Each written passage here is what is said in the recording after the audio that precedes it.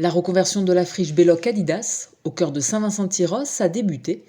Pour marquer la nouvelle ère qui s'ouvre pour l'ancienne usine tyrossaise, le maire, accompagné des cofinanceurs du projet, a symboliquement posé la première pierre de ce futur tiers-lieu socio-culturel. Donc il y a eu l'achat d'abord au début du mandat, la phase de programmation, qu'est-ce qu'on y met exactement pour établir un cahier des charges, et ensuite phase de consultation des architectes, établir les plans, et là ça y est, les entreprises sont nommées. On vient de terminer la phase de vidage, curage et démolition, et maintenant place au chantier. Et j'ai rappelé aux entreprises qu'elles avaient la lourde tâche de transformer nos intentions en réalisation pour faire de la Palanca le futur lieu de vie des Tyrossais. La Palanca, c'est ainsi que se nommera ce futur tiers-lieu socio-culturel, un mot racine gasconne choisi pour sa portée symbolique. La Palanca en gascon, c'est une passerelle.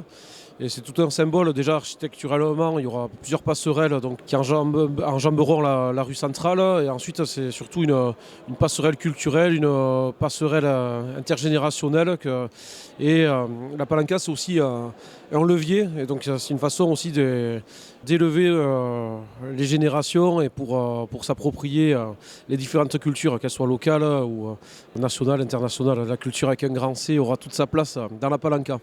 La Palanca regroupera notamment la médiathèque, l'office de tourisme, un Fab Lab, une auberge de jeunesse et des services municipaux, ainsi qu'une grande halle qui conservera le toit en dents de scie de l'ancienne usine, témoignage de l'histoire du bâtiment. La réalisation du projet s'échelonnera sur plusieurs étapes.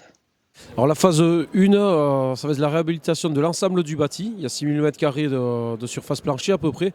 Et donc on aura des bâtiments sains, hors d'eau, hors d'air, plus cette grande halle qui sera terminée, qui sera livrée pour les associations et pour la vie municipale également.